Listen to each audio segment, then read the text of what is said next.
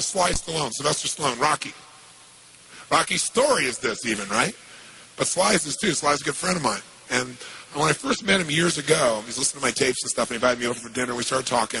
And I said, I've heard your story from other people, but I really love to hear it from the horse's mouth. I don't know how much is mythology, urban myth, and how much is true. So he told me his whole story. He said the essence of it, though, was he said he knew his whole life what he wanted to do since he was very, very young. He wanted to be in the movie business, period. I mean, not just TV, movies.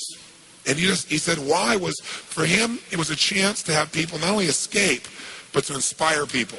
And by the way, that drive is what made most of his movies, inspire people to what they're capable of, to overcome unbelievable obstacles, because in his own life he felt like he did that.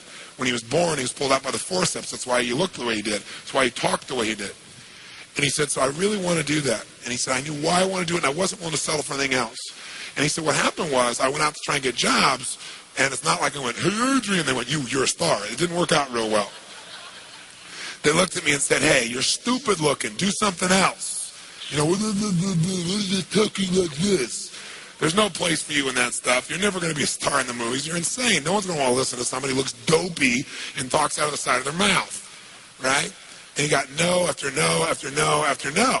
He said, I was thrown out more than 1,500 times of agents' offices in New York. I said, there aren't 1,500 agents in New York. He said, I know. I've been to them 5, 6, 7, 8, 9 times.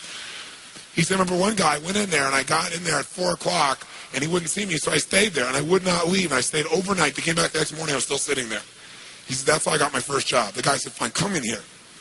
And he sat down, and he went through this, and he gave me my first movie. I said, oh, really? I thought Rocky was your first movie. He said, no, this other movie, I'd never heard of it. I said, well, what character did you play? He said, well, I was in it for about 20 seconds. I was a thug that somebody beat up. He said, because they made me feel like, people hate your guts. You getting beat up, it'll be a good thing. And he did like 3 movies like that. Never got anything. Kept going out. Rejection, rejection, rejection. So finally he realized it wasn't working. So he changed his approach. He said, I was starving, by the way. He said, I couldn't pay for even to have heat in my apartment. My wife was screaming at me every day to go get a job. I said, well, why didn't you? He said, because I knew that if I got a job, he said, I'd get seduced back and I'd lose my hunger. He said, I knew that the only way I could do this is if it was the only choice, if I burned all other bridges. Because if I did a normal job, pretty soon I'd be caught up in that rhythm and that stuff, and I'd feel okay about my life, and I feel like my dream would just gradually disappear. And he said, I wanted to keep that hunger. That hunger was the only thing I thought was my advantage. He said, but my wife didn't understand that at all. He said, we'd have these vicious fights, and he said, it was freezing, so I was broke, we had no money.